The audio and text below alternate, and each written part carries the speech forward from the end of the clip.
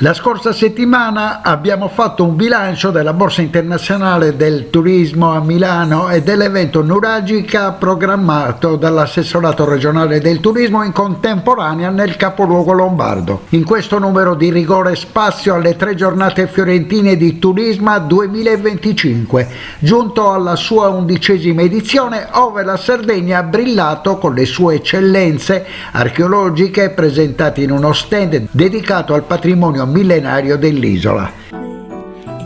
Ha presentato le fondazioni di Montebrama, Pula Cultura, l'Associazione Sardegna verso l'UNESCO e l'Unione dei Comuni della Tregenta. Approfondimenti sul Sinis, sulle Domus degli Anas, le architetture nuragiche, il territorio della Tregenza, sulle prestigiose testimonianze della costa sud e di Pula e Nora, l'unicità della storia sarda e nuragica promossa dall'associazione che studia e lavora per il riconoscimento UNESCO della Sardegna. La Sardegna si presenta al Salone Internazionale del Turismo e Cultura di Firenze in modo imponente, ma soprattutto porta per la prima volta una proposta, anzi un'ambizione che deve diventare una realtà. L'Associazione Sardegna verso l'UNESCO ci sta lavorando. Stiamo parlando di un percorso di riconoscimento che deve portare la civiltà nuragica, le architetture nuragica al riconoscimento appunto del patrimonio dell'umanità. Il presidente dell'associazione, Pierpaolo Vargiu, usa spessissimo la metafora del diamante in cassaforte. Noi abbiamo un diamante, cioè una delle grandi culture, forse la più importante 3500 anni fa, del Mediterraneo occidentale. E però lo sanno in pochi, ma noi stessi non ne traiamo quello che dovremmo trarne, un insegnamento. Tra l'altro, guardando all'unità di questa cultura, la cosa incredibile è che per 400 anni si sono costruiti nuraghi, tombe dei giganti, poi pozzi, villaggi, pozzi sacri, luoghi sacri, dello stesso tipo in tutta la Sardegna, poi molto diversi materiali. È una cultura, no, che rappresenta tutto ciò che desideriamo, unità ma anche diversità. Usiamola come sardi e chiamiamo il mondo a condividere, non solo banalmente a vendere, che pure non è male, ma a condividere il piacere di girare la Sardegna in un paesaggio nuragico 3500 anni dopo. La costruzione di un pensiero di rete a cui segue un'azione concreta nel territorio e uno sviluppo di una consapevolezza delle comunità che insieme si possono presentare nel panorama internazionale. Questo è in fondo il pensiero, forse, no, della Tregenta. Assolutamente sì. Pian piano, con il passare degli anni, soprattutto partecipando a queste fiere, a questi eventi, stiamo acquisendo la consapevolezza che il nostro territorio veramente merita e stiamo avendo un riscontro positivo soprattutto con i numeri. Con i turisti che frequentano il nostro territorio, dove vanno via veramente consapevoli di aver visto le cose migliori del nostro territorio. Una strategia che è prima di tutto di comunicazione a tutti, di un argomento che è l'archeologia del Sinis in particolare. Sì, da operatore della comunicazione ho sempre pensato che bisogna comunicare le cose che si fanno e poi bisogna farle, e perciò per avere molte cose da comunicare bisogna lavorare su più ambiti. Il principale è quello dell'infrastrutturazione del Parco Archeologico Naturale del Sinis, dunque le risorse, il tempo, gli investimenti della Fondazione sono soprattutto sulle opere pubbliche, sulla migliorare l'accessibilità all'antica città di Tarros, sulla nuova biglietteria, il nuovo ristorante, cantieri che sono già in corso, sul nuovo parco del museo, sulle nuove sale espositive. In alcune andranno i giganti riuniti che arriveranno anche da Cagliari, in altre delle mostre temporanee importanti. Ne annunceremo una già qua a Turisma, quella che con la direzione di Paolo Giulierini prevederà un fitto dialogo tra la civiltà nuragica e quella etrusca, una mostra espositiva che verrà ospitata su uno spazio di circa 500 metri quadri, dunque uno spazio molto importante già dalla seconda parte del 2025. Non partiamo da zero perché abbiamo ancora in corso una bellissima prima esperienza di mostra che stiamo ospitando a Cabras e anche a Orani in collaborazione con la Fondazione Nivola, che appunto mette in dialogo il nuragico Monteprama e l'esperienza di Costantino Nivola. Dicevo, l'infrastrutturazione già dimostrata su San Salvatore con la riapertura dell'ipogeo, la ristrutturazione della chiesa, la realizzazione del centro servizi, la realizzazione del primo centro servizi a Monteprama, quel che si può fare per il momento con le autorizzazioni che chi è preposto alla tutela ci dà, sono la direzione nella quale stiamo andando. Poi certo fa più visibilità o più rumore la partecipazione a una fiera, a una mostra che si fa fuori, che so a New York, a Madrid o adesso a Barcellona, però sono tutte attività che sono finalizzate a migliorare la fruibilità del parco, a renderlo più conosciuto, più appetibile, e quando le persone, sia i sardi che gli italiani che le persone che arrivano da fuori vengano a visitarlo, si trovino bene per la fruizione dei contenuti e anche per i servizi che l'intero sistema Sinis riesce ad assicurare. Da sempre la sua casa editrice ha trasferito l'amore del suo editore, quindi di lei, per l'archeologia e la storia. L'ha tradotta in pagine, in promozione, in attività, ma sta per uscire un volume che ieri avete presentato con una relazione veramente interessante sull'archeologia e sull'architettura archeologica, che segna un po' la differenza, editore. Ci sta zuzzicando, è la sua provocazione del 2025? Ma voglio dire, ieri appunto c'è stata questa bella conferenza di Noemi Cappai che dimostra un po' la svolta anche sotto l'aspetto scientifico, e qui mi devo ricordare la frase dell'amore del console francese quando li portai a Sant'Antine, che uscendo disse, aveva studiato in Italia architettura: ma perché queste cose non ce le fanno studiare nella facoltà di architettura? Ecco, io vorrei incominciare a fare in modo che il nuraghe, no? Questo esempio di architettura millenaria, possa diventare elemento di studio per i politecnici sia d'Italia che dell'Europa, perché ancora, o perlomeno Noemi Cappai, per quel che mi risulta, sta incominciando ad approfondire questo studio e i risultati sono molto incoraggianti e molto positivi. Un manuale di geometria applicata all'architettura della civiltà nuragica, con studi importanti. Ma esattamente, quindi da questo studio di Noemi Cappai io credo che si possano far declinare diverse possibilità. Chiaramente queste vanno attribuite alla conoscenza, all'esperienza di specifici, conoscitori, esperti di questo settore, quindi qui entriamo già in una fase diversa, ma che comunque, come si studia a Chambois, che ultimamente ho visto alla televisione, come Leonardo aveva disegnato questo castello, parliamo del 1500, così si arriva, o si dovrebbe arrivare a studiare questa bellezza di questa realtà che ci è invidiata, unica nel Mediterraneo, unica nel mondo. La Sardegna, la cultura della Sardegna e nello specifico questa grande civiltà nuragica che si è distinta nel Mediterraneo, oggi si presenta anche al Turisma per sottolineare l'importanza di un riconoscimento internazionale come quello dell'UNESCO. Sì, è importante che siamo qui a Turisma insieme anche con le Domus de Janas che presentano appunto la loro candidatura, e anche la Sardegna verso l'UNESCO vuole in modo significativo comunicare l'importanza della promozione della cultura nuragica e dei monumenti della civiltà nuragica alla candidatura UNESCO.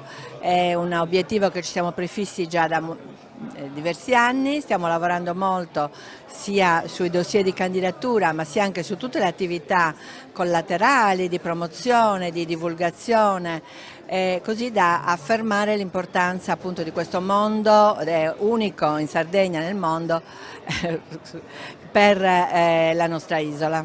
Presidente, la Toscana e la Sardegna sono unite da un legame antico, ma è anche moderno perché continuiamo a dialogare. Questo mare, questa piazza, questa agora che ci divide in realtà ci unisce. Ma io vivo il mare, il Tirreno, come un luogo di incontro più che di separazione, e anzi oggi che è molto più agevole sia via mare sia via aereo il collegamento, penso che la Toscana sia uno dei territori che maggiormente desidera la Sardegna da un punto di vista turistico, culturale, di relazioni, di comunità, e reciprocamente la Sardegna verso la Toscana, al punto che anche tutte le motivazioni che la storia ci offre, pensate il rapporto di Pisa con larghi territori della Sardegna, appaiono come qualcosa che è fatto in modo per sviluppare il turismo fra reciprocamente Toscana e Sardegna, come sta crescendo ogni anno. Etruschi e nuragici che dialogavano, ma anche i giudicati con i fiorentini. Ma sicuramente, io ritengo che ci sia in questo un collegamento sempre costante, molto bello, appunto gli Etruschi e la civiltà nuragica, ma in questo contesto anche una prospettiva che ha mantenuto sempre questi legami. C'è lo stemma di Sassari, ad esempio, nella statua di Dante in piazza Santa Croce, collocata lì il 14 maggio del 1865, quando Firenze diventò capitale d'Italia. Furono alcune città che vollero che nella città di Dante vi fosse il monumento a Dante in quello che il Foscolo a Santa Croce definisce il Tempio delle Itale Glorie. Non a caso in bella evidenza vediamo la Sardegna. La ricerca scientifica, l'archeologia, il tecnicismo archeologico tradotto in un linguaggio che il turismo culturale possa capire. Turismo è anche questo. Sì, Turisma diciamo che è stata una straordinaria frontiera, un luogo in cui per la prima volta quanto hai permesso il tecnicismo archeologico, il linguaggio freddo dei dati, la documentazione spesso enigmatica per quanto puntuale e necessaria, si coniuga con quello che è una nuova forma di raccontare, di narrare. E questa è la nuova scommessa su cui anche il mondo dell'archeologia sta lavorando e al quale si deve tendere. Il linguaggio oggi è fondamentale perché? Perché i tempi cambiano con una velocità impressionante e soprattutto se si vogliono mandare dei messaggi efficaci che vadano a colpire nel segno, bisogna farlo nel modo migliore e semplice possibile. Non c'è più tempo di andare a sfogliare pagine e pagine, non c'è più tempo di andare a vedersi le note, questo lo faremo noi specialisti, ma al popolo, alla gente comune, parlo adesso in questo momento per i sardi, hanno bisogno di messaggi e i messaggi devono essere sintetici, devono essere concisi, devono essere straordinariamente mediaticamente impattanti, così riusciremo forse, credo, a conquistare quella che è un ruolo fondamentale nella crescita del nostro popolo, dei sardi in particolare e della nostra terra, non solo da un punto di vista culturale. Con l'assessore alla cultura Ilaria Portas nello stand della Sardegna. È l'unico stand multimediale ecologico perché ha sì volantini, cartine, tanto, ma molte immagini che rapiscono, bloccano, inchiodano il turista o comunque il curioso, appassionato di archeologia ma anche della nostra isola. Sì, devo dire che il colpo d'occhio è veramente importante. La Sardegna è presente qui a Turisma con tante realtà isolane, singole oppure in rete, e rappresenta anche visivamente quello che è l'offerta culturale e di bellezza del territorio sardo, che non è solo spiagge, ma accanto alle spiagge spesso ci sono anche tante bellezze archeologiche, tante bellezze culturali che noi abbiamo il dovere di valorizzare come istituzioni, ed ecco perché oggi, a parte le fondazioni, c'è anche la regione, ci sono anche i comuni, le unioni dei comuni che vogliono investire su una economia diversa. Dobbiamo formarci, andare fuori dall'isola, confrontarci con gli altri. In molti ci hanno detto, ci ha aiutato nel tempo molti sindaci, molti operatori hanno riferito di questo aiuto nel confronto. Possiamo ancora farlo, dobbiamo ancora farlo e poi dobbiamo farlo dalle scuole più piccole, lo dico all'assessora alla cultura, no? Dalle scuole più piccole sino ai più grandi per offrire servizi migliori, proposte migliori. Sì, perché se noi viaggiamo per il mondo incontriamo delle realtà che hanno forse anche, non dico meno bellezza, ma delle attrazioni che sembrano anche più piccole e meno importanti e riescono a valorizzarle di più. Quindi noi che abbiamo questo patrimonio immenso dobbiamo anche imparare dalle buone prassi degli altri paesi europei, dalle altre regioni italiane, per fare in modo che diventi veramente valore. Lo è un valore culturale, ma deve diventare anche un valore economico. Io credo poi che non bisogna solo investire nella formazione dei comuni e di chi deve valorizzare delle istituzioni, ma anche delle persone, perché la professione culturale deve diventare anche un lavoro e quindi io che sono assessore anche alla pubblica istruzione ho necessità prima di tutto che la nostra storia venga conosciuta veramente, perché noi studiamo tanto della storia degli altri ma poco della nostra, ma soprattutto che si formino nuove professioni e questo lo possiamo fare per esempio con l'istruzione tecnica superiore, ma anche a livello accademico. Ci sono nuovi corsi che adesso si stanno vedendo anche nelle università sarde e che sono tutte volti rispetto a questo progetto di nuova economia della cultura. Nel cuore del Mediterraneo una Sardegna che conserva 2 diamanti nel cassetto, l'età nuragica e l'età medievale. Di questo andiamo entrambi fieri. Dobbiamo imparare però a oleare entrambi i cassetti. Ma certo, perché il cassetto dell'età medievale è davvero visto come inesistente dal punto di vista della risorsa archeologica, è visto semplicemente legato alla visita di alcuni monumenti particolarmente importanti, alcune chiese, alcune basiliche, il romanico sardo, insomma, che ha meritato anche una fondazione dedicata negli ultimi anni sul romanico in Sardegna, però non bisogna dimenticare, ma è ampiamente purtroppo non considerato, non preso in considerazione che intorno ai monumenti romanici c'è un mondo dal punto di vista archeologico che racconta la storia non solo del monumento, ma più che altro della comunità che si esprimeva, di cui era espressione il monumento stesso. Ecco. Ci sono i grandi signori, i sovrani addirittura, cosiddetti giudicali, ma non conosciamo per nulla i loro regni. Conosciamo qualche città, no? Qualche città di fondazione medievale, non conosciamo esattamente l'economia dei loro regni e forse la potremmo conoscere meglio proprio se studiassimo le loro campagne. Sì, certamente, diciamo, il periodo appunto giudicale e anche quello diciamo post giudicale in alcuni giudicati, a parte l'Arborea, che ha visto a partire dai primi decenni del 1200 e poi dalla metà del 200 l'affermarsi di una serie di signorie continentali che erano già presenti da molto tempo, anche da più di un secolo in Sardegna, a vario titolo, come mercanti, come signori fondiari, c'erano dei proprietari terrieri, però ormai si chiamavano loro nomi di battesimo, erano anche Gavino, insomma erano nomi pienamente marcatori di una sardizzazione già avvenuta. Ecco, tutto ciò l'archeologia attraverso l'approccio materiale, cioè la scoperta insomma, dei luoghi, degli spazi, degli oggetti, dei manufatti, insomma, ci può dare delle informazioni davvero molto, molto importanti, però insomma, non c'è una sensibilità politica, lasciatemelo dire, proprio manca totalmente una sensibilità politica in questo senso. Il Salone Internazionale di Turismo e Cultura è un'unione dei comuni, tante unità territoriali che si presentano da anni coese.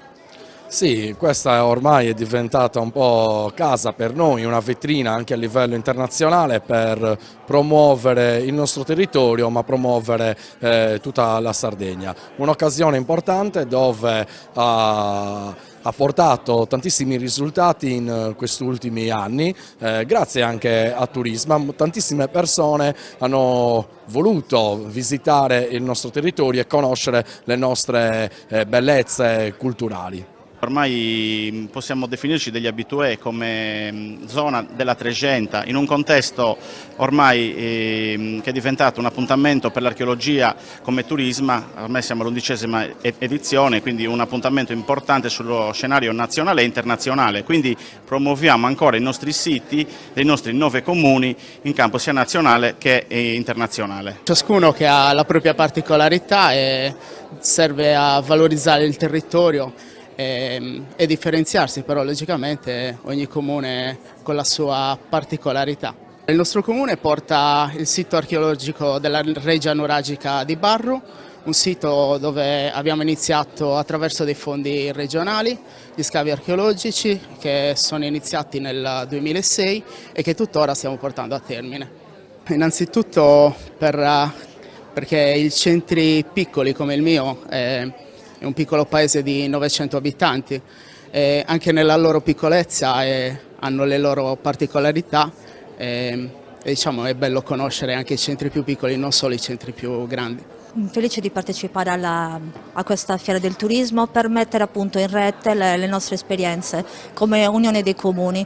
Ortacesus si trova poi nel centro, nel cuore dell'Unione dei Comuni e vorrei proporre un turismo esperienziale, propone un turismo esperienziale, partendo ad esempio dalle necropoli punico-romaniche, attraversando poi la chiesa di San Bartolomeo, quindi ci spostiamo in un altro periodo e poi arriviamo ai giorni nostri con il Museo del Grano che propone diversi laboratori, quindi coinvolge il turista a 360 gradi. I risultati si vedono durante l'anno e quel che abbiamo seminato adesso lo stiamo raccogliendo, perché anche nel sito per esempio di Pranosia abbiamo ultimato una conferenza e attraverso le prospezioni di geofisica stiamo arrivando davvero a verificare quella che è l'intera area archeologica di Pranosiara e scoprendo delle cose interessantissime. Come risponde il territorio? Il territorio risponde bene e nonostante all'inizio ci fosse una normale reticenza ad approcciarsi alla materia, oggi sia i giovani che le scolaresche ma anche gli istituti comprensivi delle scuole stanno rispondendo benissimo e stanno scegliendo la nostra destinazione come meta delle loro vacanze scolastiche. Guasila, come assessorato al turismo, è impegnata nella promozione del territorio. Ci piace fare rete, infatti aderiamo anche alla Fondazione della Sardegna Isola del Romanico, facciamo parte del Cammino di Bonaria che a breve ufficializzerà il suo sito web, ma non solo. Stiamo cercando anche di ampliare l'offerta turistica. Attualmente infatti lavoriamo alla implementazione del Museo Scintu, medaglia d'oro al valor militare che si è contraddistinto per le sue geste eroiche durante la Prima Guerra Mondiale appunto, e ora lavoriamo per creare una sala che parli della Seconda Guerra Mondiale e in particolare del fronte russo. Noi a Senorbi per esempio abbiamo un importante progetto che abbiamo fatto una convenzione nel 2019 con l'Università di Cagliari per degli scavi nel sito di Sant'Uderu, che sarebbe un sito adiacente alla necropoli di Monteluna, un sito importante che comunque sta dando alla luce, gli scavi stanno dando alla luce un pezzo importante della storia antica del territorio. Abbiamo delle emergenze archeologiche molto importanti e quindi veniamo qui proprio per pensare a un turismo del futuro, un turismo sostenibile che sia legato anche alla valorizzazione delle risorse locali, alla valorizzazione delle risorse non gastronomiche, a tutto quello che è ambientale, tutto quello che riguarda un percorso, ripeto, che sia appetibile per un turismo che si dovrà sviluppare in prospettiva futuro. Venire qui è un'ottima vetrina, ci fa conoscere, è un contesto internazionale e quindi siamo molto contenti di essere qui. Geometria di scuola applicata, quella più basica, quella che perfino io conosco, triangoli, angoli, leve, semplici e poi una costruzione, arriva lì, si presenta ai nostri occhi un disegno architettonico fra i più complessi in assoluto che possiamo conoscere. La geometria è presente perché nella natura tridimensionale della costruzione la geometria è la misura, è il linguaggio di base della costruzione. Per cui tutte le costruzioni a sto mondo si sostengono e hanno equilibrio in ragione di geometria e del dimensionamento delle parti che la costituiscono. In questo studio, che si sviluppa su due linee fondamentali, l'analisi delle caratteristiche tecnico-costruttive formulata anche su un database, quindi su un campione consistente di opere, ci guida nell'andare a individuare quelle che sono le costanti, le invarianti della costruzione. E poi un'altra linea che corre parallelamente, che è l'analisi dei processi costruttivi, quindi il come sono stati realizzati, il come viene tracciata la planimetria di base che poi ha lo sviluppo planivolumetrico in elevato. Queste due linee di studio, queste due linee di ricerca ci guidano e ci avvicinano alla comprensione di quel linguaggio costruttivo con cui possiamo interpretare e leggere tutte le tipologie architettoniche formulate dai costruttori nuragici. La Sardegna per 11° anno è al Turisma, si promuove con la sua archeologia. Stiamo crescendo nella nostra consapevolezza, ma ci dobbiamo ancora proporre meglio. Direi che avete fatto tantissimo. Io conosco la Sardegna da decenni e ho visto i passi avanti che ha fatto quest'isola nel sapersi proporre e comunicare per sviluppare un turismo non cialtrone, ma un turismo che la meriti, cioè un turismo intelligente, un turismo colto, e il messaggio che state portando avanti è un messaggio di chiarezza e di contenuti coinvolgenti. Mi sembra che la Sardegna sia sulla strada giusta.